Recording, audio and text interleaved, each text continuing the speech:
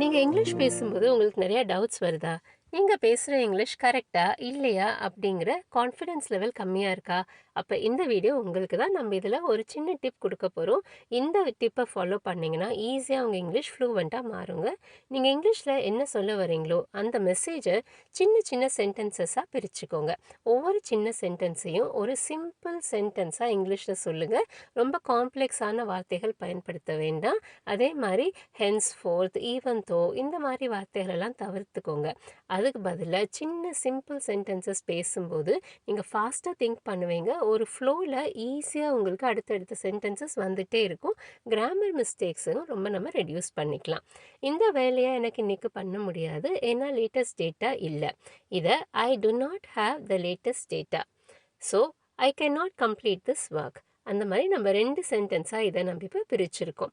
இந்த மாதிரி நீங்க பிரிச்சு சின்ன சின்ன சென்டென்சஸா பிராக்டிஸ் பண்ணி பாருங்க. இப்படி பண்ணும்போது கேட்குறவங்களுக்கும் ரொம்ப ஈஸியா புரியும். நீங்க ஃப்ளூவென்ட்டா பேசுற ஒரு தோற்றத்த அது குடுக்கும்.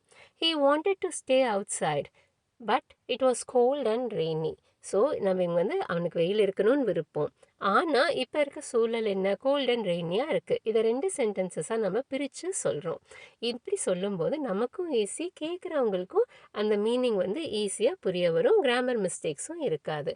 ஸோ இப்படி நீங்க சின்ன சிம்பிள் சென்டென்சஸ பிராக்டிஸ் பண்ணி பாருங்க. உங்க இங்கிலீஷ் ஃபாஸ்ட்டாவும், ஃப்ளூவென்ட்டாவும் மாறுங்க. உங்களோட கம்யூனிகேஷன் ஸ்கில்ஸ்ல ஃபேண்டாஸ்டிக்கான ஒரு இம்ப்ரூவ்மெண்ட்டையும் நீங்க பார்க்கலாம். இது இங்கிலீஷ்க்கு மட்டும் இல்ல, உலகத்துல இருக்க கிட்டத்தட்ட எல்லா மொழிகளுக்குமே பொருந்தும். தமிழ் எடுத்துக்கிட்டிங்கன்னா, நம்ம வீட்ல எதார்த்தமா பேசும்போது சின்ன வாக்கியங்கள் தான் பயன்படுத்துவோம். ரொம்ப காம்ப்ளிகேட்டடான வேர்ட்ஸ் எல்லாம் நம்ம தவிர்த்துட்டு, எளிமையான வார்த்தைகள போட்டு தான் பேசுவோம். அதே எழுத்து தமிழ் அப்படி இருக்காது. நீண்ட சென்டென்சஸ் இருக்கும். ரொம்ப ஃபார்மலான வார்த்தைகளையும் பயன்படுத்துவோம். பலத்த மழை பெய்கிறது. நான் நடந்து போக முடியாது. இப்படி தானே நம்ம சொல்லுவோம். பலத்த மழை பெய்து கொண்டிருப்பதால் என்னால் நடந்து செல்ல முடியாது. இப்படி நம்ம எதார்த்தமா பேச மாட்டோம்.